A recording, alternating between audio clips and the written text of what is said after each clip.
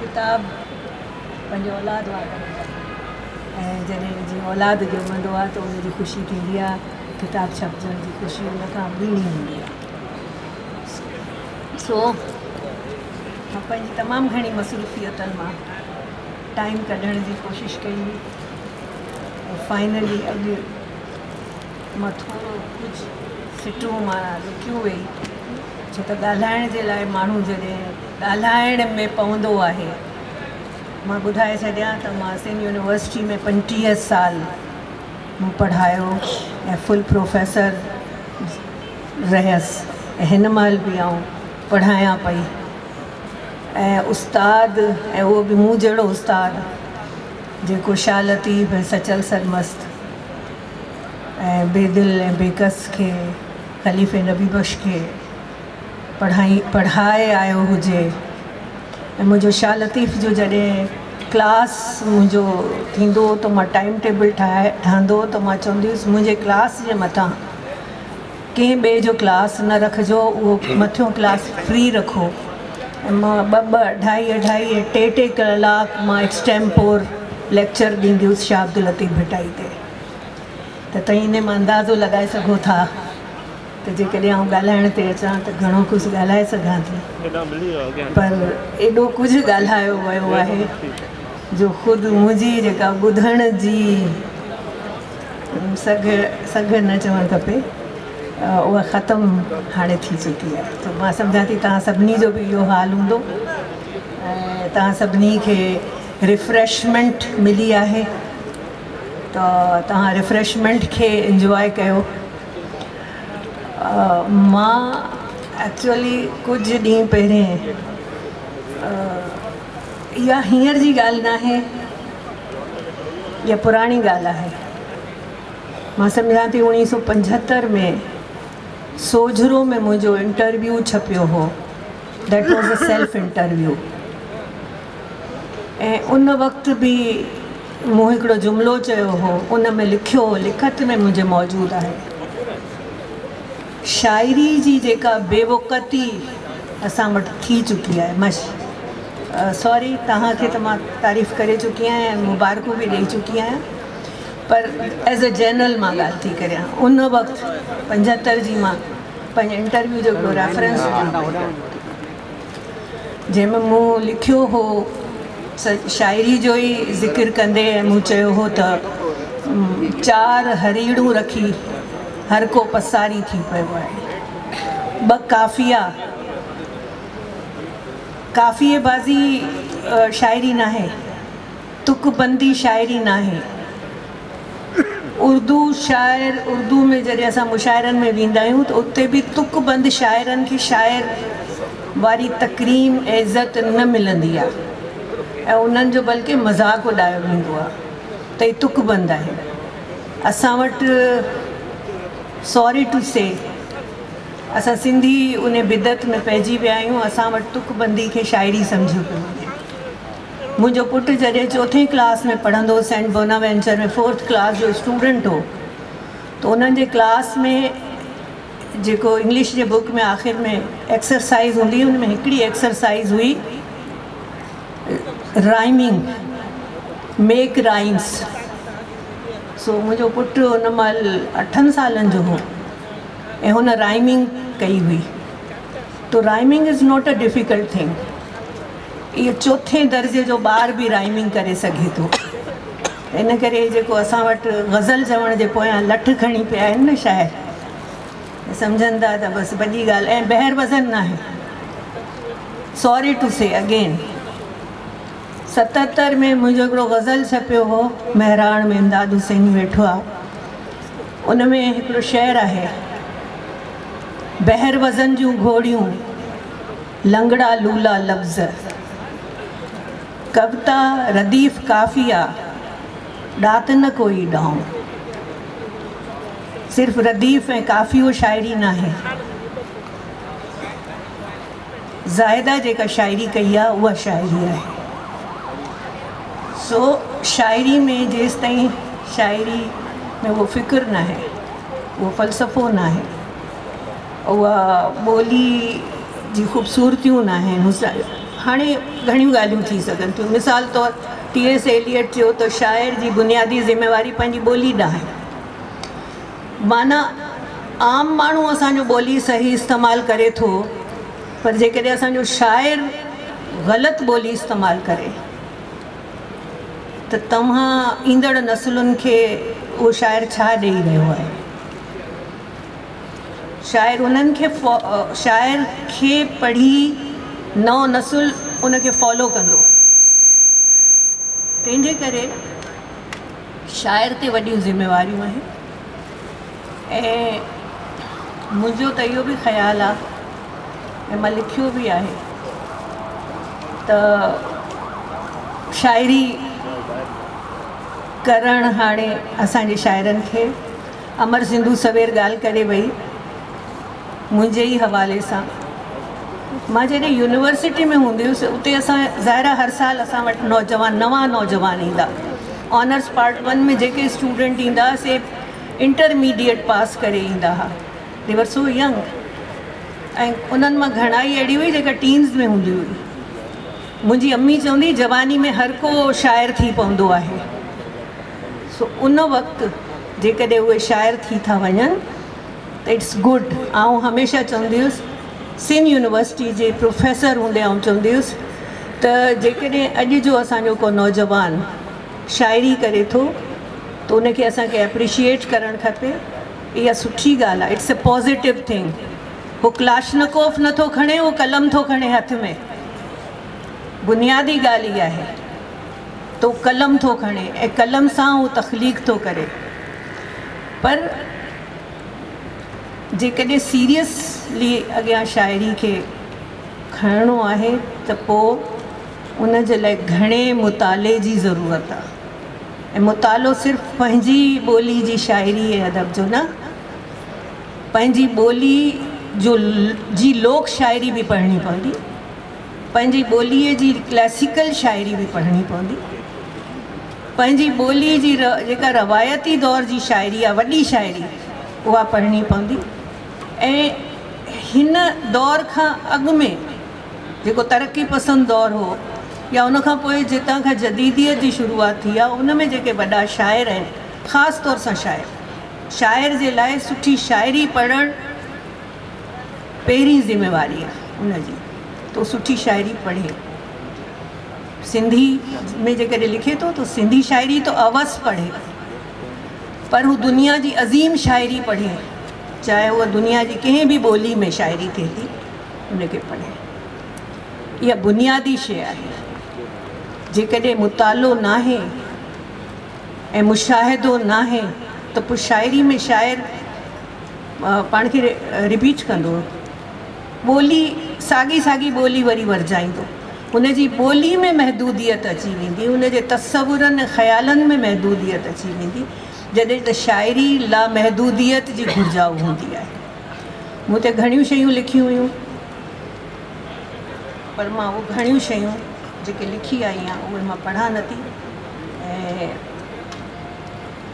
हिकिड़ी ॻाल्हि अहम जेका मां ज़रूरु करणु चाहींदसि, जीअं T.S. एलियट चयो त शाइर जी बुनियादी ज़िम्मेवारी पंहिंजी ॿोली ॾांहुं आहे ऐं हुनजो कमु इहो आहे त उहो पंहिंजी ॿोली खे वधाए ऐं ॿीजाए ऐं उनखे वधीक ख़ूबसूरत बणाए। साॻे वक़्तु हिकिड़े शाइर खे पंहिंजे अंदरि में हिकिड़ो नक़ाद बि विहारणु खपे।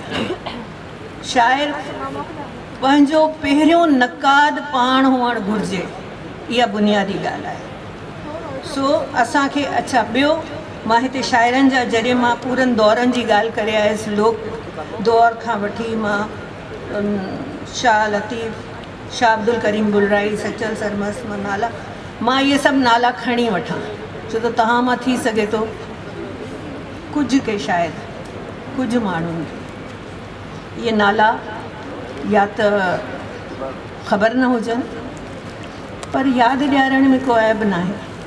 तव्हां पंहिंजे इतिहास खे जेतिरो रिवाइज़ कयो ओतिरो सुठो। सो सिंधी शाइरी जो हिकु क़दीम इतिहास आहे, इहा बुनियादी ॻाल्हि आहे। असांजे शाइरनि खे इहो यादि रखणु खपे। उन बुनियादी इतिहास जेको आला तरीन इतिहास आहे शाइरी जो, उन में जेका आला तरीन शाइरी थी आहे उन जी ख़बर हुअणु खपे शाइर खे। उन जो रंग, उन जो स्टाइल कहिड़ो बि हुजे पर हुन जो मुतालो ज़रूरु हुजे। सो सचल सरमस्त, शाह अब्दुल लतीफ़ भिटाई, शाह अब्दुल करीम बुलड़ाई, उन्हनि खां पोइ मां खोड़ सारा नाला आहिनि, ख़लीफ़ो नबी बख़्श आहे, रोहल बेदिल, सांगी, कलीज। सांगी केतिरनि खे यादि आहे? सांगी अंग्रेज़नि जे दौर जो शाइर आहे ऐं तमामु वॾो। गज़ल ॾाढा ख़ूबसूरत लिखिया अथई, काफ़ियूं ॾाढियूं ख़ूबसूरत हसीन काफ़ियूं लिखियूं अथई, सिंधी, उर्दू ऐं सिराइकी ॿोली में ऐं फ़ारसी में बि हुन लिखियो आहे। सांगी कंहिंखे यादि आहे? मीर अब्दुल हुसैन सांगी, एॾो वॾो शाइर। मिर्ज़ा कलीज बेग, मिर्ज़ा कलीज बेग सिर्फ़ु नसरी किताब न लिखिया आहिनि, मिर्ज़ा कलीज बेग तमामु ख़ूबसूरत शाइरी बि लिखी आहे ॿारनि जी शाइरी खां अलावा। अब्दुल करीम गदाई असांजे दौर जो शाइर आहे, 1901 में पैदा थियो। मूं गदाई साहब सां गॾु मुशाइरा पढ़िया, माना असां हुन जा जूनियर मोस्ट पोइट्स हूंदासीं हुन वक़्तु। ऐं मूंखे यादि आहे सखर में कुल सिंध मुशाइरो थियो जंहिंमें अब्दुल करीम गदाई साहब बि हो, उन खां अलावा बि ॿिया मुशाइरा बि। त केरु थो नालो खणे गदाई जो? केरु थो यादि करे गदाई खे? कंहिं पढ़ियो आहे गदाई खे? उन खां पोइ दिलगीर, श्याम, अयाज़, तनवीर, इमदाद हुसैनी एंड गो ऑन। मां हिते हिकिड़ो जुमिलो लिखियो त मूं ताईं। इमदाद चयो इहो लिखणु ज़रूरी आहे त मूं ताईं। मूं चयो इन करे जो मुंहिंजो ज़िक्र केर बि नथो करे, तंहिंजे करे मूंखे पंहिंजो ज़िक्र हाणे पाण करिणो पवंदो। सो शाइरी जो इहो सिलसिलो मां इन करे मूं ताईं चयो आहे जो 1970 खां वठी जेके बि सिंध में मुशाइरा थिया, मां पंहिंजे टीन एजिस में हुअसि ऐं मां उन्हनि मुशाइरनि में शिरकत कई जिन में मखदूम तालिबुल मौला बि हो, जिन में शेख अयाज़, न्याज़ हुमायूनी, तनवीर अब्बासी, जुल्फ़कार राशदी, उस्ताद बुखारी, इमदाद हुसैनी, ये सभु आला पाए जा जेके पहिरीं कतार में असांजे कतार जा शाइर हुया उन दौर जा उहे हूंदा। उन्हनि सां सिर्फ़ु हिकिड़ी सहर हूंदी हुई, ऑडियंस में भी कोई औरत न हूंदी हुई उन्हनि मुशाइरनि में, ऐं आऊं हूंदी हुअसि। कंहिं नालो खयो आहे? केरु ज़िक्र थो करे? मां इमदाद खे चवंदी आहियां तुंहिंजो ई ज़िक्र नथो थिए, मुंहिंजो किथां थींदो? सो असांजी सिंधी शाइरी जो हिकु शानदार इतिहास आहे ऐं असांजे शाइर जी इहा ज़िम्मेवारी आहे त पंहिंजे उन रोशन इतिहास सां पाण खे जोड़े। सिर्फ़ु इहो न आहे त हिकिड़ो इनफ़रादी तौर ते हिकिड़ो शाइर शाइरी पियो करे, एक्सीडेंटली शाइर थी पियो आहे त बसि। उन इतिहास सां पाण खे उन ॿोलीअ जे जड़ सां पाण खे जोड़े, छो त जड़ खां जुड़ण खां सवाइ उन ॿोली जे शाइर जी का बि अहमियत ऐं हैसियत न बणिजंदी। बेपाड़ी वल तव्हां ॿुधी आहे? शाइर बेपाड़ी वल जीअं हूंदो हुओ। इन करे उनखे पंहिंजी उन जड़ सां जेका बि तवानाई आहे उन जड़ मां वठणी पवंदी। ऐं शाइरी फ़न आहे, बुनियादी ॻाल्हि सभिनी खे यादि रखणु खपे। बहर वज़न जी ॻाल्हि निकिती त बहर वज़न सिर्फ़ु शाइरी न आहे। तव्हां क़दीम यूनान जी जेके बि थ्योरीज़ ऐं उन ते सुकरात लिखियो या रस्तू लिखियो, उन्हनि खे जेकॾहिं पढ़ो त शाइरी जे लाइ बहर वज़न ज़रूरी न आहे। शाइरी पंहिंजे रूह में उहा कैफ़ियत, उहे जज़्बात, उहे तलातुम जेका आहिनि उहे शाइरी जा हुअणु खपनि। उन जे अंदरि में उहा शेरियत हुअणु खपे। शाइरी में बिना वज़न जे, बिना काफ़िए रदीफ़ जे, जेकॾहिं उनजे असां शाइराणो नसुर कॾहिं असां आगा सलीम जे लाइ असां चवंदासीं शाइराणो नसुर लिखे थो, माना नसुर बि शाइराणो थी सघे थो जंहिंमें शाइराणो अहसास समायल हुजे। शाइरी में तो वो शाइराणो एहसास ज़रूरी आहे। सो शाइरी फ़न आहे, शाइरी सहाफ़त न आहे। सॉरी टू से अगेन, अॼुकल्ह अख़बार जी ख़बर खे नंढियुनि वॾियुनि सिटुनि में लिखी ऐं शाइर सम्झनि था त असां नसरी नज़्म लिखी छॾियो, ईअं न आहे। नसरी नज़्म पाबंदूं ज़ाहिदा जी शाइरी नई उम्मीद जी शाइरी आहे। ज़ाहिदा जो हिकिड़ो नज़्म आहे, नवां जज़्बा नई हलचल, नवां खून गर्दिश में, नई का सोच सरजे पूर्ण, नई का सुबुह ॾिसजे पई, किथे रोशन थियो सिजवा, नई उम्मीद ॿधिजे पई। सो ज़ाहिदा जी शाइरी नई उम्मीद जी शाइरी आहे, नवनि जज़्बनि जी शाइरी आहे, नयनि आसन ऐं उम्मीदनि जी शाइरी आहे ऐं नई सोच जी शाइरी आहे। असांखे शाइरी जे लाइ इहे पैमाना फिक्स करणा पवंदा। शाइरी में शेरियत कहिड़ी आहे, शाइरी आहे कीअं। सो मां कुझु शयूं ज़ाहिदा जूं हिते चूंडियूं आहिनि तव्हांखे ॿुधाइण लाइ। ॿिया त शायदि पूरा नज़्म ॿुधाए विया। हिकिड़े भेरे त मूंखे थोरो वहम थियो त किथे पूरे किताब जे पूरनि नज़्मनि ते जेकॾहिं सभु ॻाल्हाइण बीहंदा त असांजो छा थींदो। सो तुंहिंजो मुंहिंजो नातो अहिड़ो, धरती ऐं बरसातनि जो, वाह छा ख़ूबसूरत ख़्यालु आहे। धरती जे लाइ बरसाति, तव्हां जिते ॾुकर पए, जिते सुकहिड़ो अचे, उन धरतीअ जो तव्हां तसवुरु करियो त तुंहिंजो मुंहिंजो नातो अहिड़ो, धरती ऐं बरसातनि जहिड़ो। समुंड तूं हुए मां त छोली हुयसि, रंग सभु तूं हुए मां त होली हुयसि। समुंड तूं हुए मां त छोली हुयसि, रंग सभु तूं हुए मां त होली हुयसि। तूं सुबुह वेल जो को सितारो हुए, मां त आसन उम्मीदनि जी झोली हुयसि। This is anti feminism.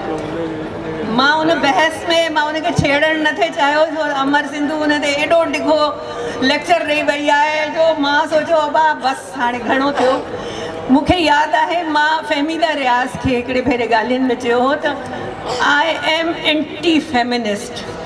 जेका ड्रामा कनि थियूं न फेमिनिस्ट, असीं असल में उनजे ख़िलाफ़ु आहियूं। असां फेमिनिज़म जे एज़ अ होल जेका उनजो तसवुरु आहे, उनजो ख़्यालु आहे, उनजी जेका सोच आहे, उन में जेका इंसानियत आहे, असीं उनजे ख़िलाफ़ु कतई न आहियूं। फ़हमीदा रियाज़ मुंहिंजे मुहाग में लिखियो हो। सहर जेका पाण खे एंटी फेमिनिस्ट चए थी, हुन ही जेको नज़्म लिखियो, हुन मुंहिंजो नज़्म कोट कयो हो फ़हमीदा रियाज़। चई सहर जेको ही नज़्म लिखियो आहे, अहिड़ो नज़्म अॼु जूं फेमिनिस्ट शाइराउनि मां कोई लिखी त ॾेखारे। कॉरिडोर जे हिन कुंड खां हुन कुंड ताईं, छा नज़्म आहे। मां उहो पूरो अॼु ज़ाहिदा जो ॾींहुं आहे, इन करे आउं पढ़ियो नज़्म नथी पढ़ां ऐं आउं इहा ॻाल्हि बि नथे करणु चाही, पर मौज में अची वई इहा ॻाल्हि। कॉरिडोर जे हिन कुंड खां हुन कुंड ताईं, छोकिरियूं खिलंदियूं अचनि, टिलंदियूं अचनि, ऐं ॾिघो नज़्म आहे, उहो कंहिं ॿिए भेरे तव्हां पढ़ो। सो समुंड तूं हुए मां त समुंड तूं हुए, मां त हाणे हिन ॾांहुं इशारो करियां न।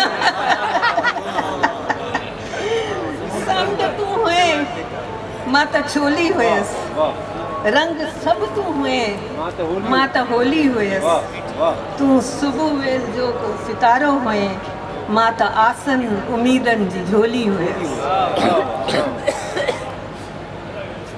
कारनि कोझनि चेहरनि में, माण्हुनि कुझु अबोझनि में, आओ त सुंदरता ॻोल्हियूं।